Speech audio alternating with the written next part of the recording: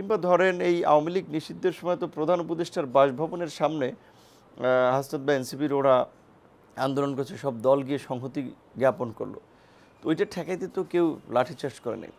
আমরা মিছিল শেষ করে আমাদের মিছিলের কিছু লোকজন ওই নাইটিঙ্গেল মোড় ক্রস করতেছিল, আমরা একটু আগে চলে আসছি, যেই কারণে আমরা অফিসের সামনে এসে বসছি, ঘামাই গেছি রেস্টের জন্য। আর পেছন থেকে আক্রমণ করতে করতে আপনার পুলিশ এবং সেনা সদস্যরা আসতেছিল। তো তার আগে এবং এই ঘটনার কাছাকাছি সময়ে আমাদের বিশেষ করে পরেও যতটুকু কথা হয়েছে, পুলিশের কর্তৃপক্ষ এমনকি ডিএমপি বলেছে যে আমাদের এই ধরনের কোনো ইনস্ট্রাকশন ছিল না। সেনাবাহিনীর উচ্চপদস্থ কর্মকর্তারাও বলেছিল যে এটা তো ভাই আপনার সাথে হওয়ার কথা না, আপনাদের সাথে এটা তো কোনো ইনস্ট্রাকশন ছিল না। তাহলে আমাদের কোশ্চেন এটা, তাহলে ঘটনাটা ঘটলো কীভাবে? নিশ্চয়ই এর সাথে কেউ জড়িত ছিল। এবং এটা পরিষ্কার যে এই সরকার, আমরা যেটা বলি যে আমাদের সরকার আমাদের আন্দোলন সংগ্রামের ফসল, এবং উপদেষ্টা পরিষদের যারা আছে, ধরেন আমার রাজনৈতিক কর্মী থেকে শুরু করে একেবারে ক্লোজ কন্ট্যাক্টের টিচার থেকে শুরু করে সিভিল সোসাইটির অনেক লোকজন আছে, কাজেই তারা তো এই ধরনের একটা ইনস্ট্রাকশন দিবেন এটা আমারও আসলে মনে হয় না। তারপরে তো এই ঘটনাটা ঘটেছে। এবং রহস্যজনক হচ্ছে এবং আশ্চর্যজনক হচ্ছে যে এই ঘটনা ঘটার পরে একটা বিচার বিভাগীয় তদন্ত কমিটি হয়েছে। এখন পর্যন্ত সেই তদন্ত কমিটির কোনো অগ্রগতি আমরা দেখি নাই, যেই কারণে আমাদের এটা এখন সন্দেহ ঘনীভূত হচ্ছে যে তাহলে এই ঘটনার সাথে নিশ্চয়ই অনেক মহল জড়িত আছে, যেই কারণে এখন পর্যন্ত এই ঘটনায় জড়িতদের বিষয়ে এখন পর্যন্ত তদন্ত কমিটির অগ্রগতি নাই, কারো বিরুদ্ধে এভাবে ব্যবস্থা নাই। এবং যেই জাতীয় পার্টি নিয়ে অন্যান্য রাজনৈতিক দলও তো এখন জামাত ইসলামী আন্দোলন সহ বিএনপির বাইরে সব রাজনৈতিক দলই জাতীয় পার্টির নিষিদ্ধ এবং বিচারের দাবিতে কার্যত অবস্থান পরিষ্কার করছে। আশা করি বিএনপির অবস্থানটাও আমরা এই দেখতে পাবো, কারণ তারাও তো সবচেয়ে ফ্যাসিবাদের সময় ভুক্তভোগী দল ছিল। সো সেইখান থেকে কোনো ঘটনায় জাতীয় পার্টি নিষিদ্ধ বিচার কিংবা এই 29 আগস্টের ঘটনায় বিচার, এই বিষয়ে কোনো অগ্রগতি বা স্পষ্ট কোনো পদক্ষেপ আমরা দেখিনি।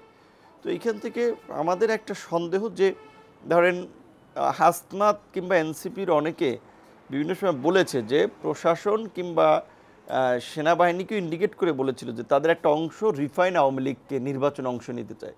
এবং প্রধান উপদেষ্টার সাথে আমরা বিভিন্ন আলাপ আলোচনা যেটা বুঝেছি, সামরিক বাহিনীর একটা অংশ থেকে তিনি সহযোগিতা পাচ্ছেন না।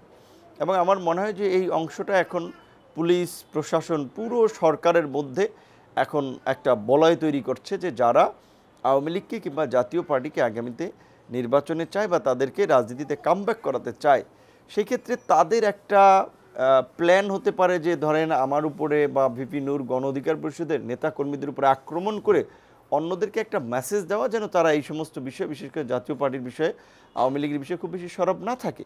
যদি তারা থাকে তাহলে তাদেরকে এইভাবে আক্রমণ করা হতে পারে। এবং যদি আওয়ামী লীগকে বা জাতীয় পার্টিকে নিষিদ্ধ করা হয়, কিন্তু নির্বাচনের ক্ষেত্রে যেহেতু আইনশৃঙ্খলা বাহিনী প্রশাসন মাঠে থাকবে, তাহলে তারা যাকে সিগন্যাল দিবে কিংবা যার প্রতি তারা আপনার বলা চলে সদয় হবেন, সে প্রচার প্রচারণা করবে এবং নির্বিঘ্নে যারা তাদের বিরাগভাজন হবেন বা যারা তাদের বিরুদ্ধে, তাদেরকে এইভাবে নির্বাচনের মাঠ থেকে উঠিয়ে দেওয়া হবে আক্রমণ করে, হামলা করে।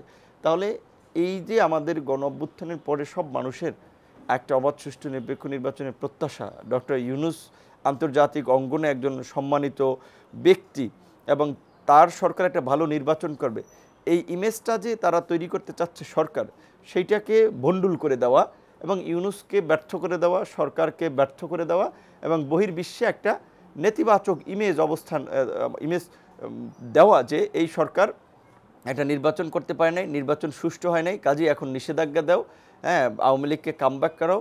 এই ধরনের কিন্তু ইন্টারন্যাশনাল অনেক মেকানিজম কিংবা তৎপরতাও সামনে হতে পারে, যার একটা প্রি প্ল্যানের অংশ হচ্ছে এই আমাদের উপরে আক্রমণ। যেই কারণে আমরা পরিষ্কারভাবে বলেছি যে ধরেন বর্তমান সেনা প্রধান থেকে সেনাবাহিনীর অনেকের সাথে কথা বলে আমরা দেখেছি তারা অত্যন্ত এই পরিবর্তনটাকে ইতিবাচকভাবে দেখে, যে জুলাই গণ অভ্যুত্থানকে প্রশাসনের বিভিন্ন স্তরের লোকেরা চায় যে বাংলাদেশের রাজনীতিতে শাসন ব্যবস্থা একটা পরিবর্তন ঘটুক। তাহলে নিশ্চয়ই তারা এই অকারেন্স বা এই ধরনের ষড়যন্ত্রের সাথে জড়িত না। তাহলে তাদের উচিত হচ্ছে কি এই ঘটনাটার একটা আপনার ফ্যাক্টস ফাইন্ডিংটা বের করে যারা জড়িত তার মুখোশ উন্মোচন করা, তাদের বিরুদ্ধে ব্যবস্থা নেওয়া। কেউ কিন্তু এখন পর্যন্ত এই বিষয়ে ব্যবস্থা নেয় নাই, কারো বিরুদ্ধে ব্যবস্থা নেওয়া হয় নাই।